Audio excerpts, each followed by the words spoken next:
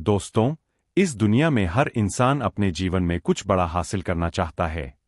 कोई सफलता चाहता है, कोई सम्मान, कोई चाहता है कि लोग उसे पहचानें, उसकी इज्जत करें, उसकी बातों को गंभीरता से लें। लेकिन क्या आपने कभी सोचा है कि वह कौन सी चीज है जो किसी इंसान को जमीन से आसमान तक पहुंचा देती है? क्या वह पैसा है? क्या वह ताकत है? क्या वह पढ़ाई है? या फिर किस्मत? अगर आप ध्यान से देखेंगे तो पाएंगे कि इन सब के पीछे एक चीज काम करती है, और वह है इंसान के अपने शब्द। जी हां दोस्तों, हमारे शब्दों में इतनी ताकत होती है कि वे किसी की दुनिया बदल सकते हैं। हमारे शब्द तीर की तरह होते हैं। एक बार छोड़े गए तो वापस नहीं आते और सामने वाले के दिल और दिमाग पर गहरा असर छोड़ जाते हैं। इन्हीं शब्दों से हम किसी को खुश कर सकते हैं, किसी का मन बदल सकते हैं, और चाहे तो किसी को पूरी तरह तोड़ भी सकते हैं। इसीलिए शब्द केवल संवाद का माध्यम नहीं होते, बल्कि वे एक ऐसा अस्त्र होते हैं जिनका सही इस्तेमाल हमें कामयाबी की ऊंचाइयों तक पहुंचा सकता है और गलत इस्तेमाल हमें रसातल में भी गिरा सकता है। आपने कई बार देखा होगा कि कोई इंसान शक्ल सूरत में बहुत साधारण होता है, न बहुत अमीर होता है, न बहुत पढ़ा लिखा, फिर भी लोग उसकी इज्जत करते हैं, उसकी बात सुनते हैं, उसके पीछे चलते हैं। क्यों? क्योंकि वह जानता है कि शब्दों का इस्तेमाल कैसे करना है। आपने यह भी देखा होगा कि कई लोग पढ़ाई में कमजोर होते हैं, लेकिन बोलने में इतने माहिर होते हैं कि बड़े बड़े अफसर भी उनकी बात मान लेते हैं। और वही कई लोग बहुत पढ़े लिखे होते हैं, लेकिन बोलने की कला न होने के कारण जीवन में पीछे रह जाते हैं। इसका कारण सिर्फ एक है, शब्दों का सही इस्तेमाल। शब्दों में वह शक्ति होती है जो रोते हुए को हंसा सकती है और हंसते हुए को रुला सकती है। यही शब्द नेताओं को सत्ता दिलाते हैं, कलाकारों को शोहरत दिलाते हैं और व्यापारियों को करोड़पति बनाते हैं। इसी शक्ति को समझाने के लिए आज मैं आपको एक ऐसी कहानी सुनाने जा रहा हूं जो सिर्फ कहानी नहीं है, बल्कि जीवन बदलने वाला सच है। लेकिन उससे पहले, अगर आप चाहते हैं कि आपकी जिंदगी भी बदले, अगर आप चाहते हैं कि लोग आपकी बात सुनें, अगर आप चाहते हैं कि आप जहां जाए वहां आपकी कद्र हो, तो इस कहानी को अंत तक सुनिए और वीडियो को लाइक और चैनल को सब्सक्राइब जरूर कर दीजिए। कहानी शुरू होती है हिमालय की घाटियों से।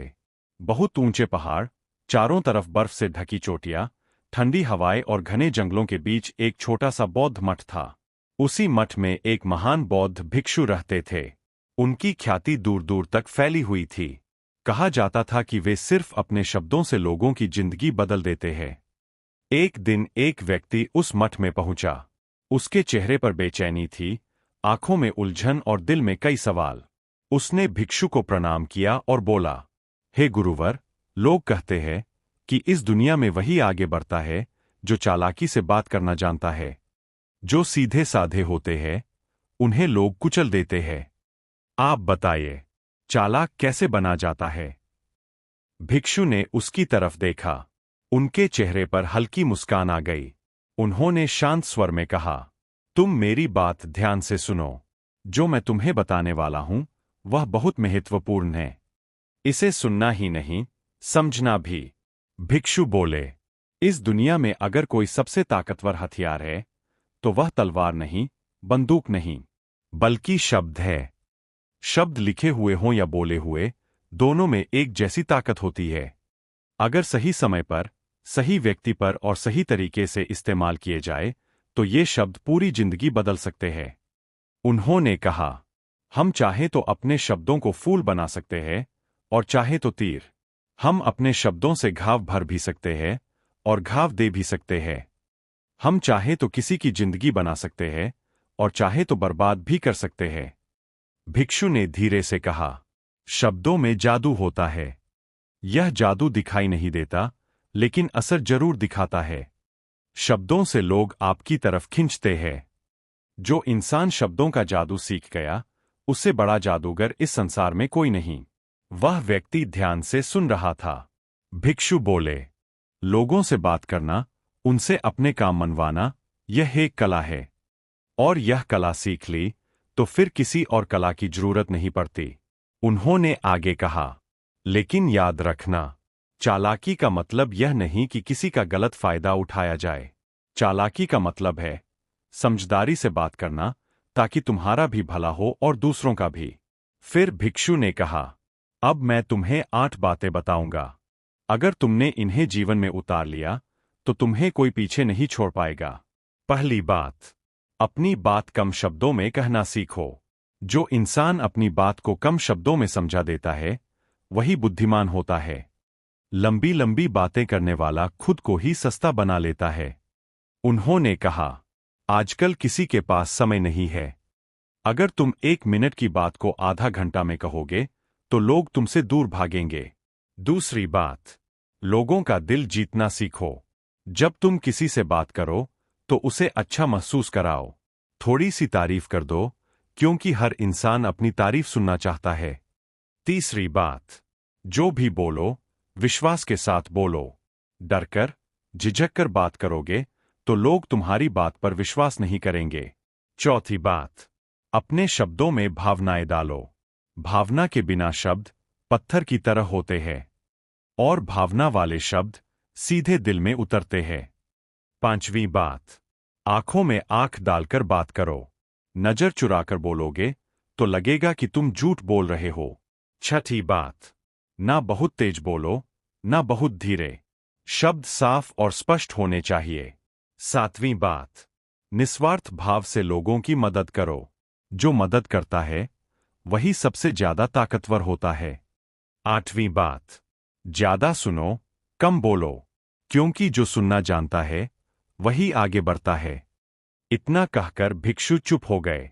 वह व्यक्ति सोच में पड़ गया। उसके मन में सवाल उठ रहा था, क्या सच में शब्दों से जिंदगी बदली जा सकती है? क्या सच में सिर्फ बोलने की कला से इंसान महान बन सकता है? वह धन्यवाद देकर वहां से चला गया। लेकिन दोस्तों, कहानी यही खत्म नहीं होती। असल कहानी तो अब शुरू होने वाली है। क्योंकि वह व्यक्ति जब मठ से बाहर निकला तो उसे ऐसा अनुभव हुआ जिसने उसकी पूरी सोच बदल दी। और यही अनुभव बताएगा कि शब्दों का जादू असल में कैसे काम करता है। लेकिन वह क्या अनुभव था? उसने ऐसा क्या देखा और क्या सुना जिससे उसकी जिंदगी का रास्ता बदल गया? यह जानने के लिए आपको सुननी होगी कहानी का दूसरा हिस्सा। अगर आप चाहते हैं कि यह कहानी आगे बढ़े, अगर आप जानना चाहते हैं कि शब्दों की ताकत असल जीवन में कैसे काम करती है, तो कमेंट में लिखिए नमो बुद्धाय। दोस्तों, जब वह व्यक्ति उस बौद्ध मठ से बाहर निकला तो उसके मन में एक अजीब सी हलचल थी। भिक्षु की बातें उसके कानों में गूंज रही थीं। शब्द सबसे ताकतवर हथियार है। सही शब्द सही समय और सही तरीके से बोले जाए तो पूरी जिंदगी बदल सकती है। वह सोचते हुए पहाड़ से नीचे उतर रहा था।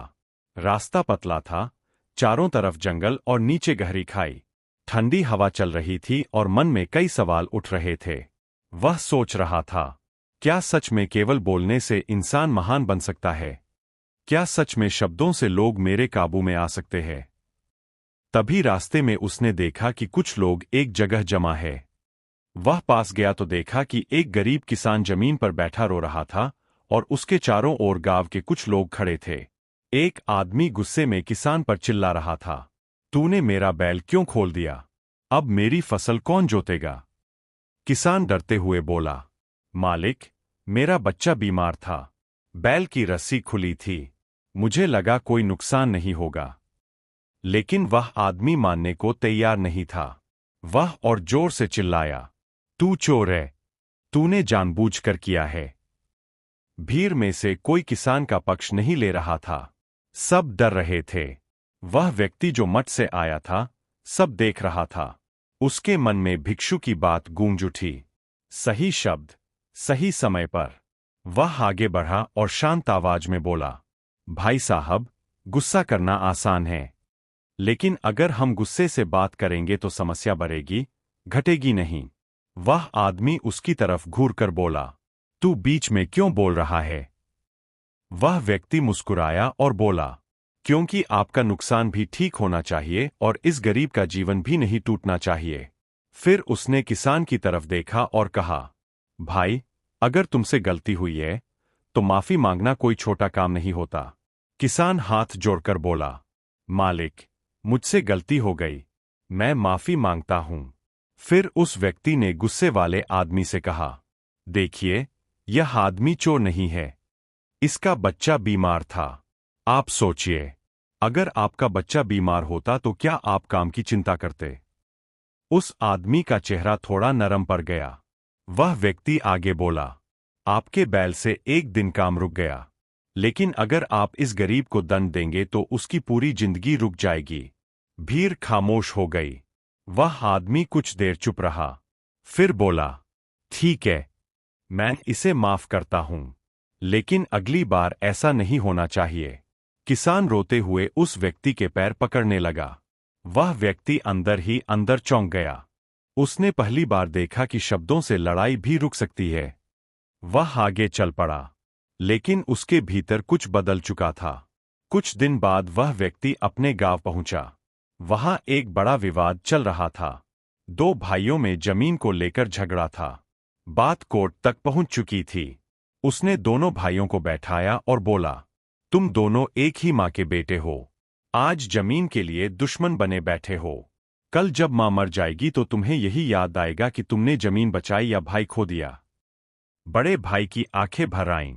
छोटा भाई भी चुप हो गया। वह बोला, जमीन बांट लो, लेकिन रिश्ते मत तोड़ो, क्योंकि जमीन फिर मिल सकती है, पर भाई दोबारा नहीं मिलता। दोनों भाइयों ने कोर्ट केस वापस ले लिया। गांव में चर्चा फैल गई, यह आदमी तो शब्दों से चमत्कार कर देता है। धीरे धीरे लोग अपने झगड़े लेकर उसके पास आने लगे। वह हर बार भिक्षु की सिखाई बातें याद करता। कम शब्द, मीठे शब्द, भावना वाले शब्द, आंखों में आंख डालकर, और पहले सुनना, और हर बार झगड़ा खत्म हो जाता। कुछ सालों में वही आदमी पूरे इलाके में मशहूर हो गया। लोग उसे पंचायत में बुलाने लगे। राजा के दरबार में बुलावा आया। राजा ने पूछा, तुम्हारे पास कौन सा मंत्र है? वह मुस्कुराया और बोला, महाराज, मेरे पास कोई मंत्र नहीं, मेरे पास केवल शब्द है। राजा ने उसे मंत्री बना दिया। लेकिन दोस्तों, यहां कहानी खत्म नहीं होती। एक दिन राजा के राज्य में विद्रोह हो गया। कुछ लोग राजा के खिलाफ खड़े हो गए। सेना भी डर गई। राजा घबराकर बोला, अब क्या होगा? उस आदमी ने कहा, मुझे बोलने दीजिए। वह विद्रोहियों के सामने गया। उसने तलवार नहीं उठाई, उसने आवाज उठाई। उसने कहा, तुम लड़कर क्या पाओगे? राजा को हटाकर क्या मिलेगा? खून बहेगा, मां रोएंगी, बच्चे अनाथ होंगे। उसकी आवाज में दर्द था। लोगों की आंखें भर आईं। उसने कहा, अगर तुम्हें न्याय चाहिए तो हम बात से लेंगे, लाशों पर खड़े होकर नहीं। विद्रोह रुक गया। राजा ने कहा, तुमने युद्ध रोक दिया। वह बोला, नहीं महाराज, मैंने शब्दों का इस्तेमाल किया। उसी रात वह आदमी पहाड़ों की तरफ निकल पड़ा। वह फिर उसी बौद्ध मठ पहुंचा। भिक्षु उसे देखकर मुस्कुराए। वह बोला, गुरुवर, आपने जो सिखाया था वह सच निकला। शब्दों से मैंने झगड़े रोके, रिश्ते बचाए, युद्ध टाल दिया। भिक्षु बोले, अब तुम समझ गए हो? वह बोला, हाँ, शब्द तलवार से ज्यादा ताकतवर है। भिक्षु ने कहा, लेकिन याद रखना, अगर शब्द गलत इस्तेमाल हुए तो वही शब्द तलवार से ज्यादा खतरनाक भी बन सकते हैं। वह व्यक्ति चुप हो गया। भिक्षु बोले, अब तुम्हारी परीक्षा बाकी है। वह चौंक गया। कौन सी परीक्षा? भिक्षु बोले, जब तुम्हारे शब्द से किसी की जिंदगी बर्बाद हो सकती हो और तुम चाहो तो उसे बचा भी सकते हो, उस दिन देखना तुम क्या चुनते हो। इतना कहकर भिक्षु अंदर चले गए। और दोस्तों, यही कहानी खत्म होती है, लेकिन असली सवाल यहीं से शुरू होता है। जब तुम्हारे शब्द से किसी का दिल टूट सकता है और तुम चाहो तो उसे जोड़ भी सकते हो, तुम क्या करोगे? जब तुम्हारी बात से कोई लड़ाई शुरू हो सकती है और तुम चाहो तो उसे रोक भी सकते हो, तुम क्या करोगे? जब तुम्हारे शब्द से कोई गिर सकता है और तुम चाहो तो उसे उठा भी सकते हो, तुम क्या करोगे? यही इस कहानी का असली मतलब है। अगर यह कहानी आपको पसंद आई तो इसे अपने दोस्तों के साथ जरूर शेयर करना, ताकि वे भी समझ सकें कि इस दुनिया का सबसे बड़ा हथियार तलवार नहीं, बल्कि हमारे अपने शब्द हैं। यदि इस लाइफ स्टोरी से आपको कुछ सीख मिली हो तो कमेंट में जरूर बताएं, और ऐसे ही लाइफ स्टोरी के लिए चैनल को जरूर सब्सक्राइब करें। धन्यवाद।